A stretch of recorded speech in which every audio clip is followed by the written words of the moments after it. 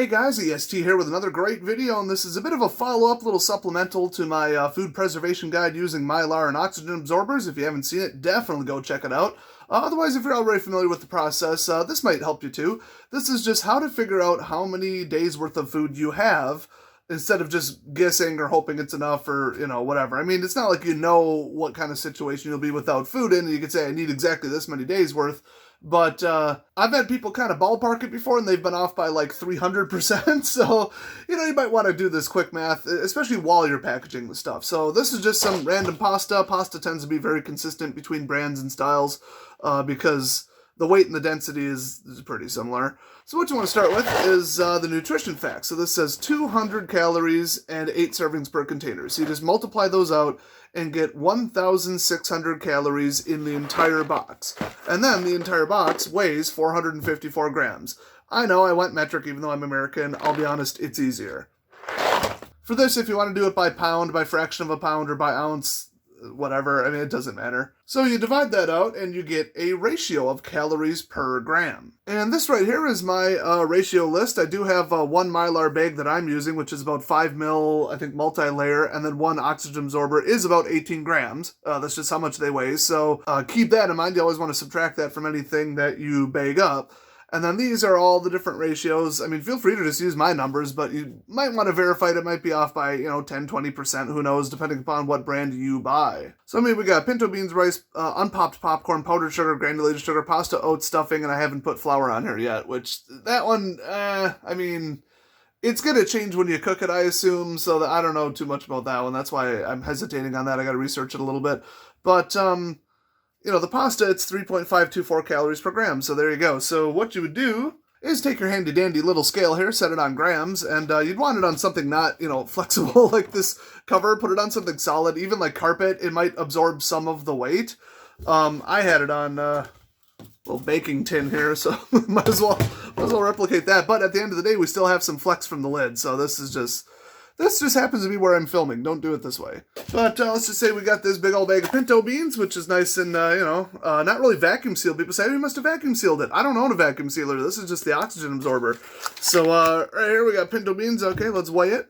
Looks like 1,559 grams. Fantastic. That's a lot of beans. So then you want to take that and subtract 18 grams because that's what the bag plus the oxygen absorber weighs, approximately. And then you multiply it by your ratio for pinto beans, which is 1.652 calories per gram, which I know, shocking. They're really heavy and a lot of inedible fiber and low calories per their weight. I mean, almost everything on here started with a 3, so I'm actually kind of surprised by that, but they get pretty small. I mean, you can fit a lot of them in a bag, so, it's a trade-off. But you multiply the weight by the calories per gram, and you get, right, what I wrote on here, which is, it's 1,560 grams. It's what it weighed to when I weighed it, and 2,547 calories. Simple. And then you would pack it in this big old 18-gallon Sterilite container I got here, or whatever you're using. Might as well give you a little preview inside of here. It's just packed up nice. I did the heavier stuff, the rice, on the bottom, and then pinto beans kind of in the middle, and then rice on top, and then I threw pinto beans in because I didn't plan very well. I also got some Spam in here. This one I just wrote what it is, 1080 calories. It's real simple because it just is already packaged.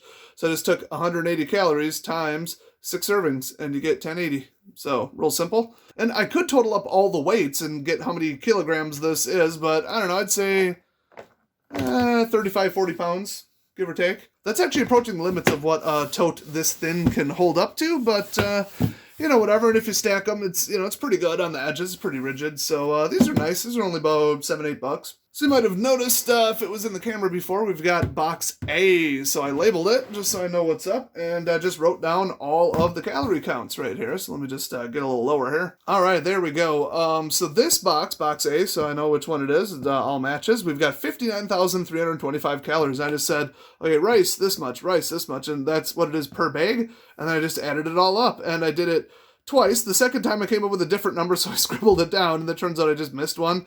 The third time through, I got 59,325. I should have used a calculator with an audit log so I could just check it, but yeah, check your work. I also threw some salt and some soy sauce in there because those last forever. And yeah, soy sauce is like, I don't know, 15 calories per a tablespoon, who cares? It's not like I'm gonna drink it for calories. I'm pretty sure I would die from some kind of salt thing. So what I would do is I took a picture of this with my phone just to permanently store it, and then I replicated on the phone's internal memory and the SD card, and then I'm going to keep a master list. You can see we got the ratios, and then box A, boom, and then we're gonna go box B, C, D, all the way down. And then obviously make digital backups of that. Luckily, my phone is nice enough to take clear photos without needing a scanner, so that is really convenient. I'm probably going to offload these from my phone to my computer as well, just so I've got backups everywhere in case, maybe this gets wet or something. You could also probably spray this with like waterproofing, like Krylon or something. I think that would do it. Or you could just do it the right way from the get-go, which is what I should have done if I would have planned ahead, and use a carbon ink pen. That's a security pen, a check writing pen. This stuff, once it gets on paper, it uses I think a carbon, like a toner style molecule to like hook into the fibers of the paper, and you could douse this thing in rubbing alcohol and the ink won't move. So probably something to pick up instead of a Sharpie. I think I'll do the next one that way. But yeah, I'm going to go retrieve the other couple bins from my basement, get a grand total after weighing everything. And then I'll basically just take, however many calories it is and divide it by 2,500. And that's how many days of food at an average usage without losing weight at an average physical activity level for my age, height, gender, and all that. And I don't know how many days it is. So I have a pretty good estimation, but it's only an estimation.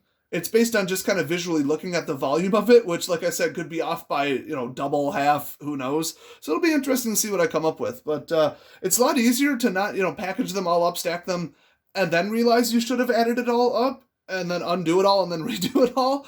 But it is nice to check on the packing, make sure nothing ruptured, and, that kind of stuff. So, it's not the end of the world. So I'm going to go do that now.